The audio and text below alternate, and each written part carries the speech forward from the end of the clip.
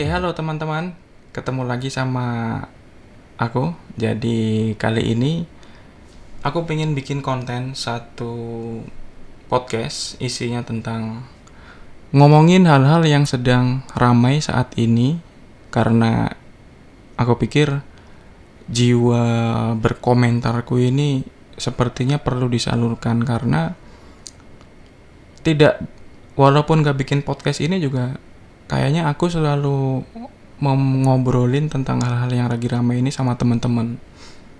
Dan dengan kondisi yang begini, akhirnya kayaknya aku butuh suatu tempat untuk menyampaikan satu pemikiran atau komentar-komentar tentang hal-hal yang lagi ramai begini. Siapa tahu kamu yang nonton ini bisa nyambung, relate, dan kita bisa diskusi bareng-bareng di kolom komentar. Nah, sekarang ini kan lagi masa pembatasan kegiatan ya, atau bisa disebut PPKM lah populernya.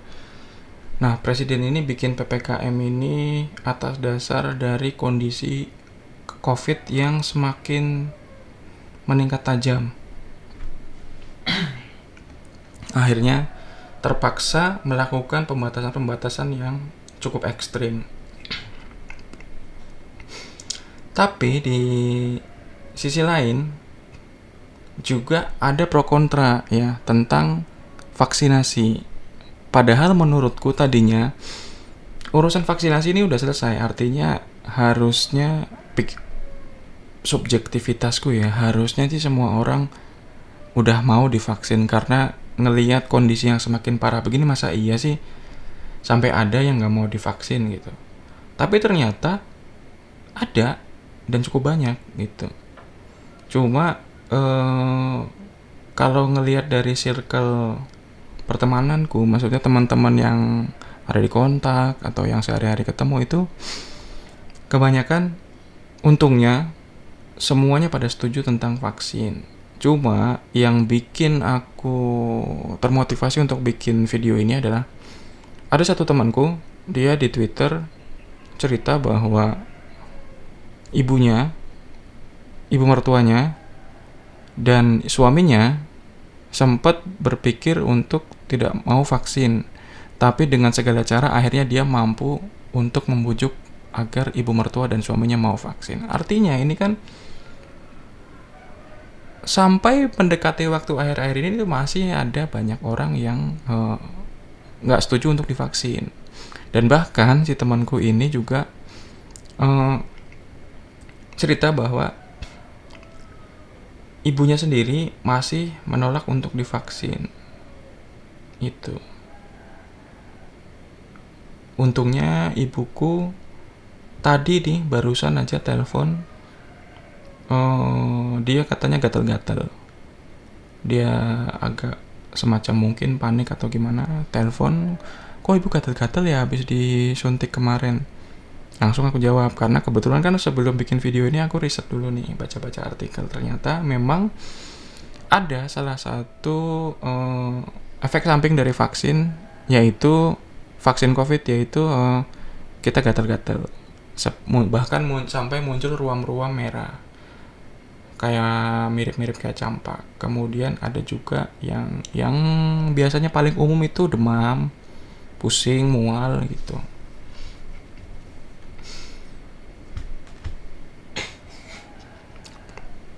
Nah, sampai mana tadi? Oke, efek samping. Nah, berangkat dari pemikiran itu, aku penasaran nih, kenapa sih banyak orang-orang yang sampai saat ini masih menolak untuk divaksin? Pasti mereka punya alasan dong. Apa penyebabnya? Nah, setelah aku coba cari artikel di internet dan aku pilih-pilih, dan ketemulah satu yang mungkin bagiku bisa cukup menjelaskan, yaitu artikel di website Klik Dokter. Jadi di sini isinya, kenapa orang banyak yang menolak vaksin COVID? Dia menjelaskan dari sisi psikologis. Karena yang ngomong ini adalah psikolog ya.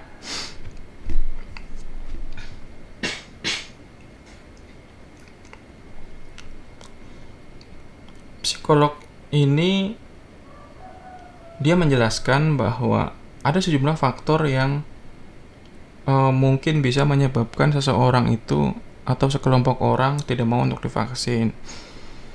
Yang pertama, faktor lingkungan. Jelas, mungkin dari lingkungannya semuanya menolak vaksin, akhirnya dia terbawa untuk nggak mau vaksin juga karena dia takut untuk menjadi kontra di dalam lingkungan tersebut. Kemudian pola pikir. Menurut dia ya, menurut si psikolog ini, setiap orang yang mempunyai sudut pandang berbeda-beda. Iya, setiap orang punya sudut pandang berbeda-beda. Mungkin yang menolak vaksin ini sudut pandangnya berbeda dari kita, ya iyalah ya, jelas ya. Karena mungkin dia melihat kalau vaksin ini ada efek apa, atau dia melihat dari sudut pandang agama atau gimana, padahal dari FUI sendiri terakhir kali dulu sudah menyampaikan bahwa bahkan vaksin yang mengandung kandungan yang dianggap haram oleh agama Islam, yaitu mengandung babi, tapi saya nggak tahu persisnya bagian apanya dari babi, itu bahkan diperbolehkan dengan alasan kondisi darurat ya. Tapi aku nggak tahu nih, cuma si psikolog ini menjelaskan bahwa faktor pola pikir, cuma dia nggak mendetil, dia nggak berani menduga lebih jauh.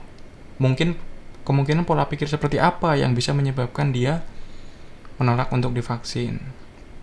Kemudian nilai yang dianut menurut dia. Beberapa orang menurut dia ada yang memegang bahwa menyuntikkan cairan ke dalam tubuh itu dilarang oleh kepercayaannya. Aku nggak tahu. Kemudian itu sih 3 itu kalau menurut ahli itu ya. Bagiku belum menjelaskan.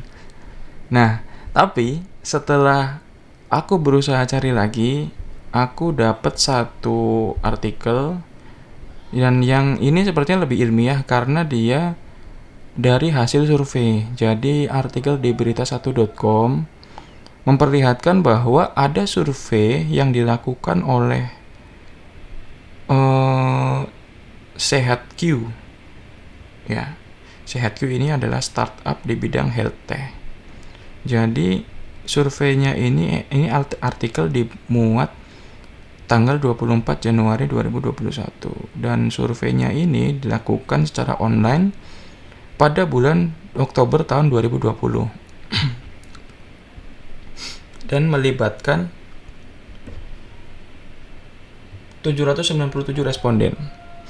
Nah, dari hasil survei tersebut berhasil memetakan pandangan publik terhadap kehadiran vaksin di masa pandemi kali ini.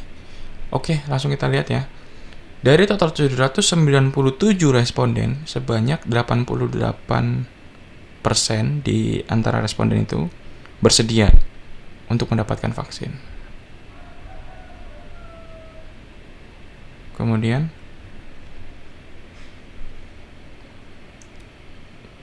SehatQ juga menggali informasi daripada responden yang belum bersedia divaksin. Nah, ini yang aku cari nih. Setidaknya ada 12% responden yang menolak untuk divaksin. Berdasarkan setelah dipetakan terdapat 4 alasan.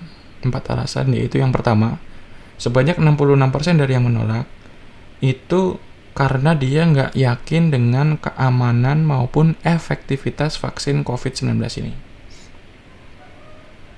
Yang kedua, 19% dari yang menolak mengkhawatirkan efek sampingnya, makanya dia nggak mau. Kemudian yang ketiga, sebanyak 8% dari responden yang menolak meyakini bahwa ada alternatif lain selain divaksin untuk menghadapi COVID ini. Kemudian yang terakhir, yang keempat, yaitu sebanyak 6% dari yang menolak, dia menggunakan alasan bahwa kepercayaan dalam agama. Artinya berdasarkan agamanya dia, akhirnya dia memutuskan untuk tidak divaksin.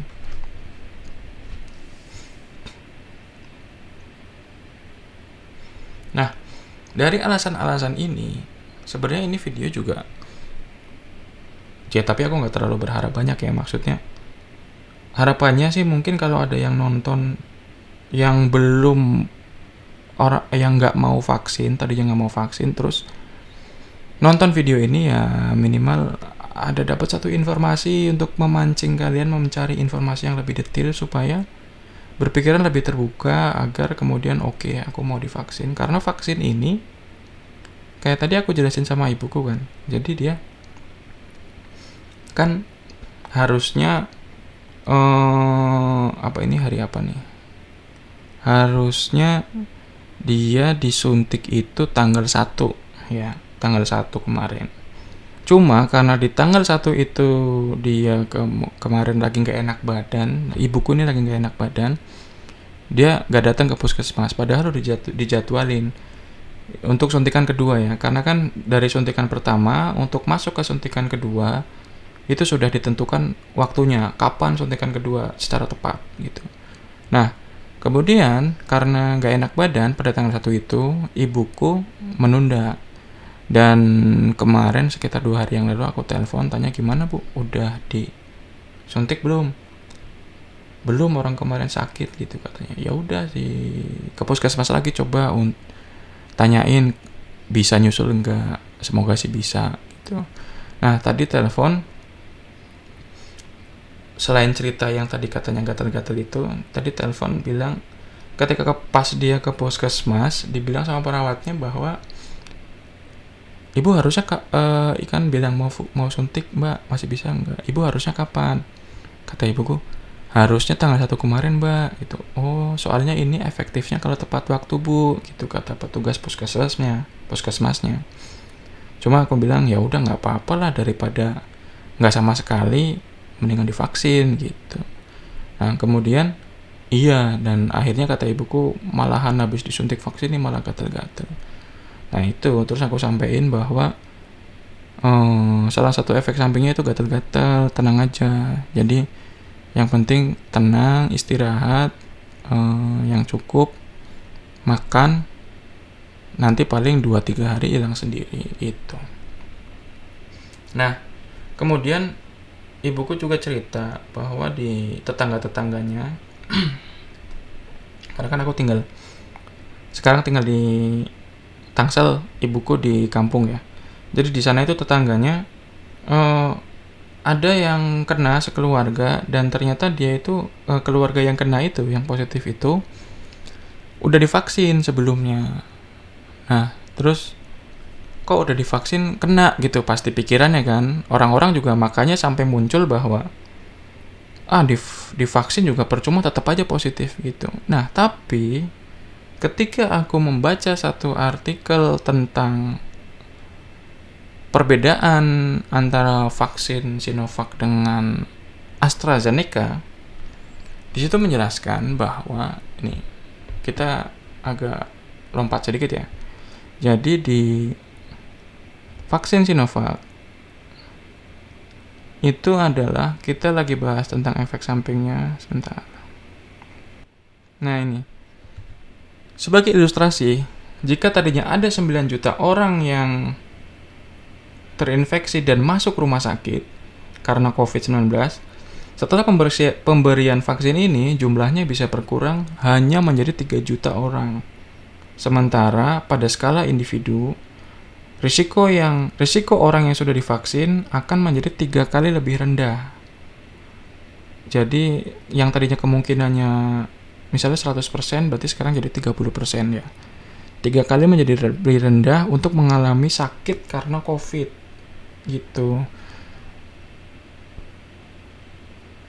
Kemudian ini yang Sinovac ya. Yang Sinovac ini ilustrasinya begitu, karena Sinovac sendiri untuk nilai efikasi vaksinnya adalah 65% ketika diujikan di Indonesia.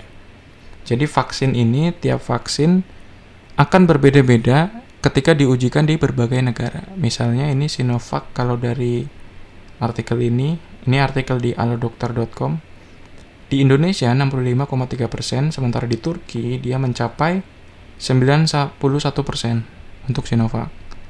Kemudian untuk vaksin Oxford AstraZeneca efikasinya 75%. Cuma di sini nggak diterangkan diujikan di mana. Nah, kembali ke efek samping. Di vaksin AstraZeneca ini disebut oleh WHO, tadi kan kalau yang di ala dokter itu disebut 75% ya, dan ini dia menyebut juga disebut oleh WHO, AstraZeneca itu memiliki 63% efektif dalam mencegah COVID menurut WHO ini.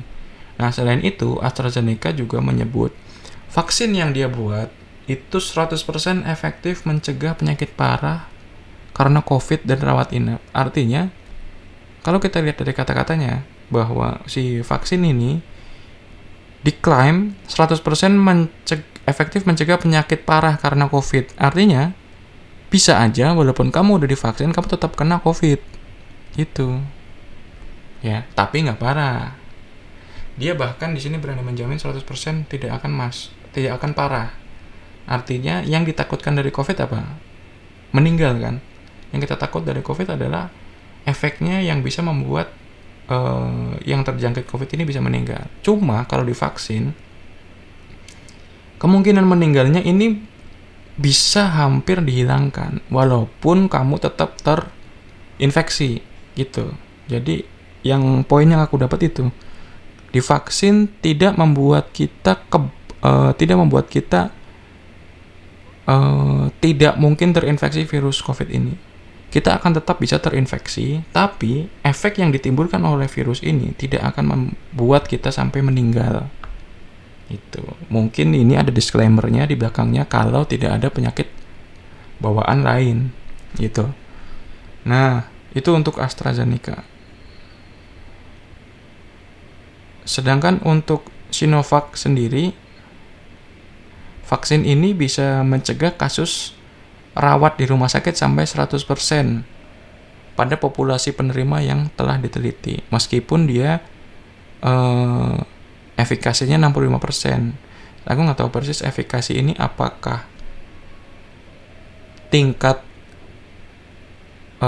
misalnya ada 100 orang disuntik Sinovac, kemudian 100 orang itu sengaja dipaparkan virus COVID, kemudian ada 65 orang yang tidak terinfeksi sama sekali, dan sisanya yang 35%, yang 35 orang itu terinfeksi. Apakah begitu? Nggak tahu juga. Cuma yang jelas, Sinovac ini mengklaim bahwa 100% pada populasi yang diujikan tidak sampai dirawat di rumah sakit. Artinya, kembali, jadi vaksin itu, sebenarnya kan vaksin itu adalah satu cairan ya, cairannya itu bisa bermacam-macam, metode pembuatannya bisa macam-macam. Kita cerita Sinovac dulu. Sinovac itu setauku dia dibuat dari satu virus yang sudah dimatikan atau dilemahkan, sehingga ketika dia disuntikan ke badan akan memancing sel-sel antibodi di badan kita ini untuk membuat satu antibodi yang spesifik untuk melawan si virus asing tersebut, karena memang mekanisme alami badan kita tuh seperti itu. Jadi begitu. Jadi ketika antibodi sudah muncul, ketika kita divaksin kan antibodi muncul. Ketika antibodi muncul, kemudian ada virus masuk, itu virus akan tetap masuk. Cuma ketika dia sudah masuk, badan ini yang udah divaksin ini udah pernah gitu. Ibaratnya dia udah pernah latihan sama virus lemah yang dalam bentuk vaksin itu. Ibaratnya kita kalau main Mobile Legends mau ngerank tuh, kita sebelumnya udah klasik dulu nih, lawan hero-hero yang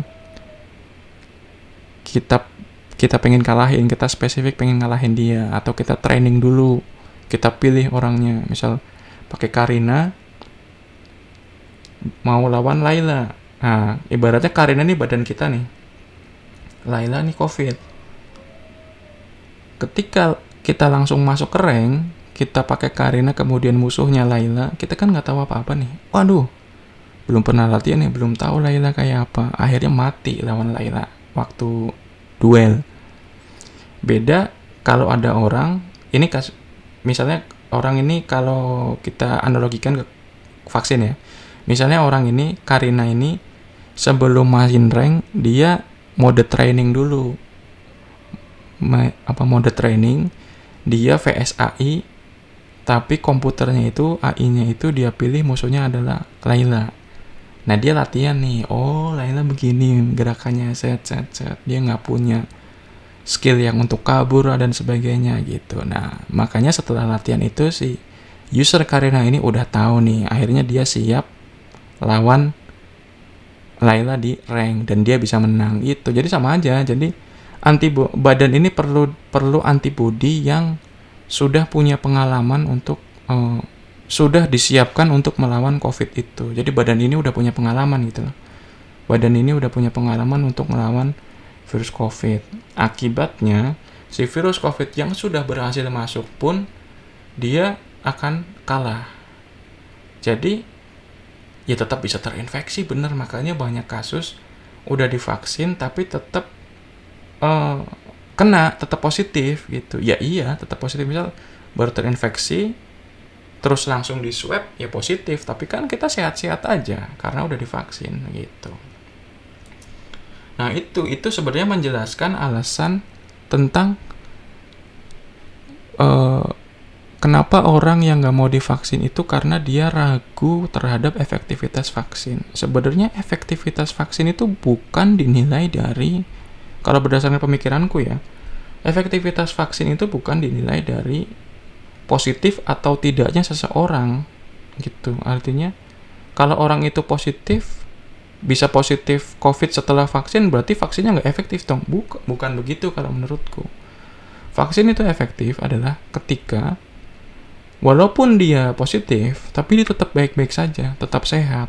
Itu kalau menurutku itu efektivitas vaksin itu. Jadi jangan sampai gara-gara kalian melihat ada orang yang udah pernah vaksin terus positif, nggak efektif nih, nggak usah vaksin deh, sama aja gitu. Jangan. Justru itu akan menyelamatkan nyawa kalian. Makanya ayo kita ikutilah program pemerintah buat vaksin. Pemerintah ini udah ngeluarin duit banyak banget loh, triliunan buat beli vaksin. Sampai di terakhir ini kemarin berita aku dengar tarik utang lagi untuk menambal APBN ini. Dan APBN ini udah habis banyak banget untuk penanggulangan COVID, selain buat bansos dan beli vaksin ini. Jadi jangan sampai uang yang triliunan itu yang pemerintah siapkan buat ngasih vaksin gratis ke masyarakat, tapi masyarakatnya justru nggak mau gitu loh.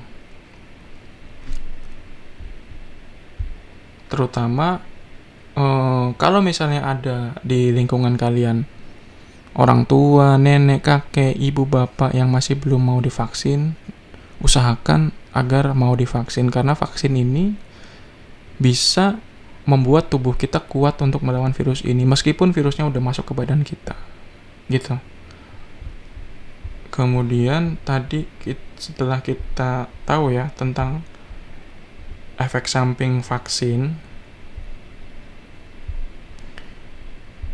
ternyata di Indonesia ini vaksin itu yang mendapat izin ada beberapa ya. Ini aku lihat di artikel ini berdasarkan keputusan Menteri Kesehatan nomor bla bla bla bla bla, ditetapkan sejumlah vaksin COVID-19 yang akan beredar di Indonesia, yaitu vaksin dari PT Bio Farma, dan kemudian vaksin yang diproduksi oleh Oxford AstraZeneca, vaksin Sinopharm, Moderna, Novavax, Pfizer, dan Sinovac. Nah, kebetulan aku juga dulu waktu vaksin pertama itu sekitar bulan Maret itu masih Sinovac, karena Sinovac ini kan yang pertama masuk ya, yang pertama masuk di Indonesia. Sinovac, efeknya apa? Dulu waktu aku pertama disuntik itu ini ngantuk berat, bener ngantuk banget rasanya. Itu, jadi siang-siang itu udah nggak bisa kerja deh, udah ngantuk pokoknya. Tapi untungnya cuma ngantuk. Dan memang ketika dijelaskan di sini adalah efek sampingnya ini ringan. Misalnya nyeri di tempat suntikan ya jelas, sakit kepala dan sebagainya. Paling efek samping ini menurut dia rata-rata akan hilang dalam 3 hari. Dan bahan baku dari Sinovac ini, bahan yang digunakan itu seperti yang tadi udah aku jelasin, yaitu dari vaksin yang sudah dimatikan. Kemudian kita vaksin yang kedua yang ada di Indonesia yaitu AstraZeneca. AstraZeneca ini bahan dasarnya adalah virus hasil rekayasa genetika. Jadi dia yang dimasukin ke badan kita ini bukan virus, bener-bener virus COVID-19 yang beredar di luar, tapi mereka seperti merekayasa virus yang dianggap lebih aman untuk disuntikan ke tubuh. Tapi ini kan lebih aman itu kan klaim masing-masing perusahaan, tapi pada intinya semua vaksin yang telah mendapatkan izin ini sudah melalui berbagai tes. Nggak mungkin dong kalau pemerintah ngasih izin tapi vaksinnya membahayakan, kan nggak mungkin. Kemudian ada vaksin Sinopharm, negara asalnya Cina, sama seperti Sinovac. Kalau AstraZeneca tadi asalnya Inggris ya, karena ada Oxfordnya, kampus di Inggris. Kalau Sinopharm ini bahan dasarnya masih sama seperti Sinovac, yaitu virus COVID yang dimatikan. Kemudian ada vaksin Moderna dari Amerika Serikat. Udah ada belum nih yang saat ini nih disuntik vaksin Moderna di Indonesia? Kalau ada, komentar. Terus efeknya apa? Kalau di sini sih efek sampingnya dilihat diklaim kelelahan, sakit kepala, nyeri otot, nyeri sendi biasa. Sekitar 2 hari katanya itu akan hilang. Kemudian yang kelima vaksin Pfizer gimana bacanya tuh, dan BioNTech. Dia ini dari Amerika Serikat, bahan dasarnya adalah mRNA. mRNA ini semacam protein ya, protein dari bagian dari virus itu kayaknya. Cuma aku nggak tahu jelasnya, bukan bidangku soalnya.